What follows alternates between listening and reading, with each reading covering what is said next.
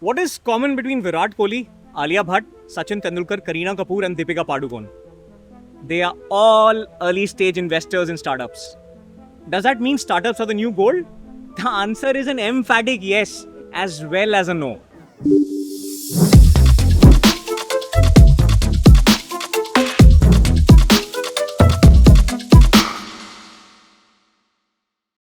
Yes, because all the successful startups that I'm going to mention right now have been angel funded.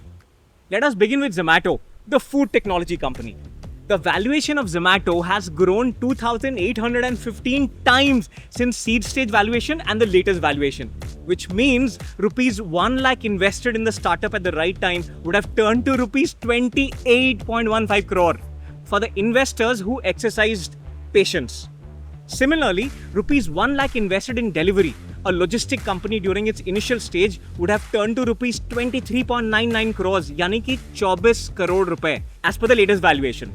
Rupees 1 lakh invested in Azad, an engineering company, would have turned to rupees 12.42 crores for the investors. Cred, Swiggy, Purple have not even been listed, but still look at the growth. 3,000 times. 1917 times, 1784 times. Their growth stories are simply outstanding and nothing less than a fairy tale for the investors. Then why would I say no as well?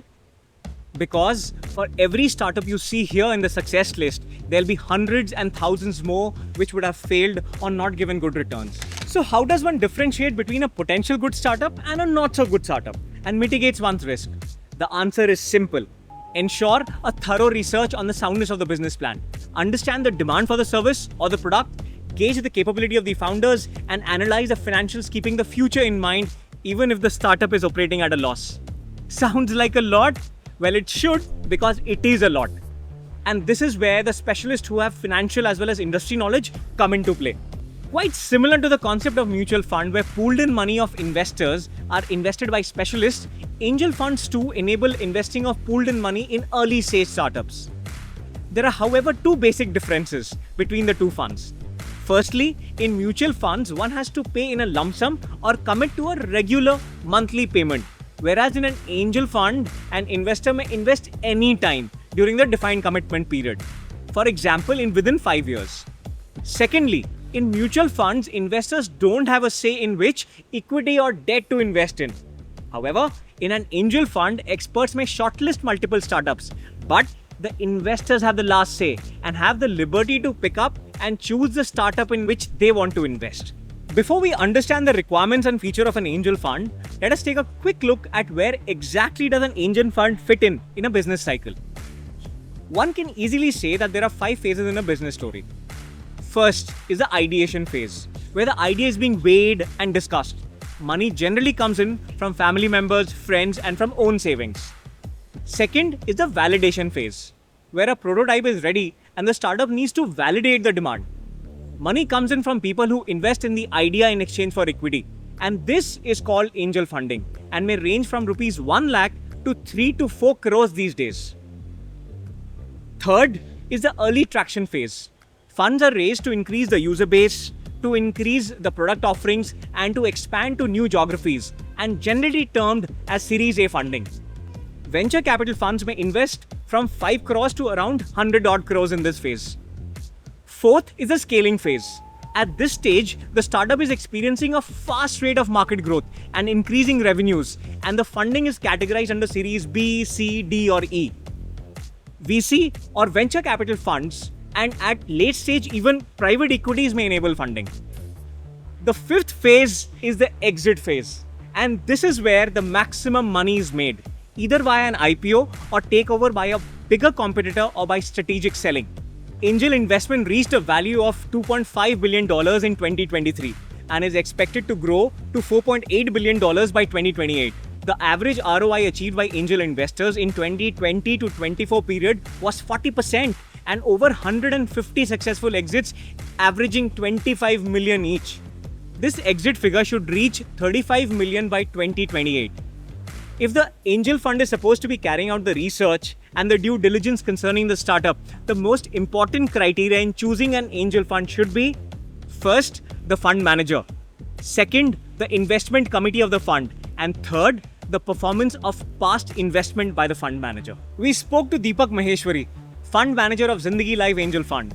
He has 29 years plus of experience in the financial sector industry and is the founder of Zindagi Life Group, Zindagi Life Angel and Maheshwari Angels, which are focused on helping startup SMBs and large corporates. Previously, he also served as the CXO of various business verticals of GE Capital India, followed by tenure with IFCI Limited, focusing on commercial finance. He's an accomplished CA. Hi Deepak, welcome to the show. Thanks, Uman. Thanks for having me. Okay, 5 quick questions for the benefit of the audience. Question 1. Why is it critical to choose a fund wisely? Let's take the example of mutual funds. As a category of investments, if you look at the last 20-30 years, has taken prominence. And you see how the rankings move. Because there are certain qualities that you would want to look at, right? First, obviously you want your principal risk to be limited so that the principal doesn't go away. Number 2, when we're talking of startups, we're talking of situations where mortality of companies will be high. So your understanding of the dynamics, the team that is really investing there, their background, their experience with startups, their experience in value creation, multiple of those factors will be important and hence really critical in terms of how you differentiate on those value parameters is going to be really the deciding factor whether you're coming on top, you're in the middle or you're at the bottom of the ladder. Right. And who all are there in the investment committee of Zindagi Life Fund? What we've tried and done is we've got 4 folks on the investment committee. The senior most gentleman is Mr. Avtar Munga. He's been a seasoned banker, he's done multiple roles, worked with tons of startups, has invested in multiple startups. So he comes with a serious experience. Secondly, we've got Rajat Kumar. Rajat again is a chartered accountant. He's a MBA from Wharton, has worked with Arthur Andersen, worked with McKinsey. He's worked in operating roles with multiple startups, seen through a fund on the debt side. So interesting profile again to have on our IC. Third person is Ajay Ghattani, and Ajay again is a 25-year experience veteran, comes with a lot of corporate experience, has worked with numerous situations, managing processes, improving processes, managing risk. Right. So he comes with that kind of framework. Fourth, last but not the least, there is Sunita. Sunita has worked with corporates, but over the last 15-17 years has worked with a lot of small and medium businesses, has worked with multiple startups, right from their initial stage of journey to helping them on the value creation path. She's also a chartered accountant. So we've got a multiple sets of folks, multiple variety of experiences, and we personally feel that this combination of experience on the IC will be very, very helpful as we look at companies that we will be working with going ahead. If you allow me to ask, how are your previous investments performing?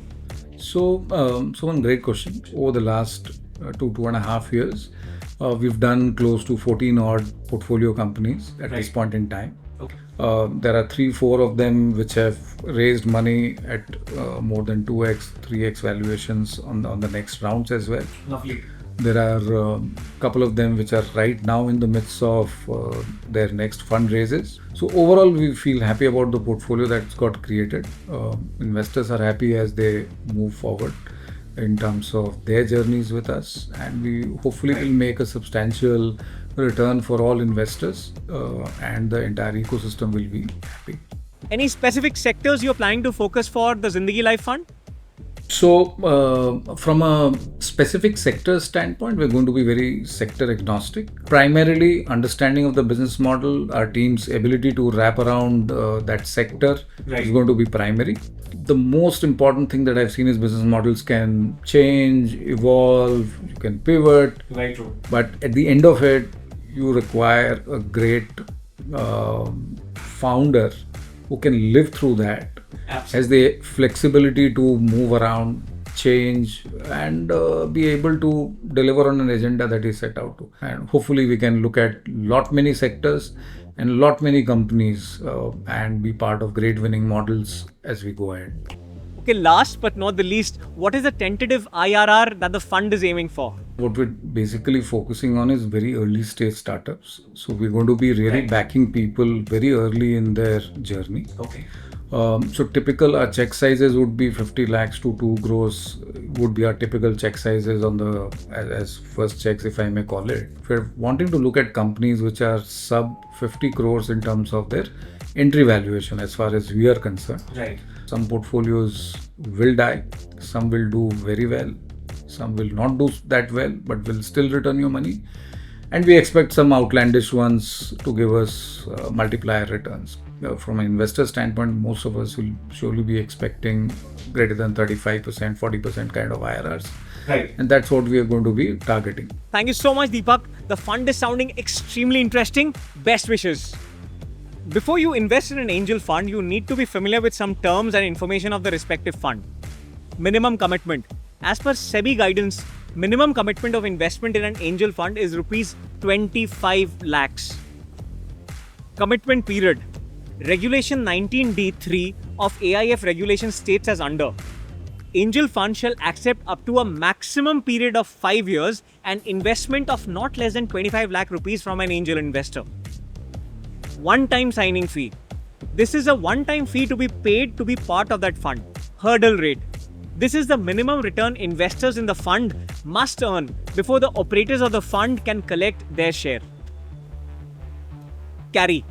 The short for carried interest represents the percentage of profits that are paid to the lead of the fund or SPV. Leads can choose the amount of carry they receive when they launch a fund or an SPV, and 20% is typical. Management fees. This fees is often around 2 to 2.5% of the total capital committed to the VC fund. The internal rate of return. The IRR shows the annualized percentage return an investor's portfolio company or fund has earned over the life of an investment. 21 to 25% is a good return for an angel investor. And finally, who can invest in angel funds? There are 3 categories. Number 1, any individual investor who has net tangible assets of at least 2 crore rupees excluding the value of his or her principal residence, and who has early stage investment experience, or has experience in senior entrepreneurship, or has been a senior management professional with at least 10 years of experience. Number 2, a corporate body with rupees 10 crore net worth. And number 3, an AIF registered under these regulations or a venture capital fund registered under the SEBI regulations of 1996. Before we end the show, absolutely tempted to ask, कौन बनेगा करोड़पति? Angel funding and angel investing is an interesting space to be in. It is okay to take a few calculated risks in life. Just remember one thing, do not put all eggs in a single basket. SEBI has made guidelines keeping your safety in mind. So, if you have the appetite or just want to know more, get in touch with the Zindagi Life team. The contact details are given below. Until we meet again, cheers and happy investments.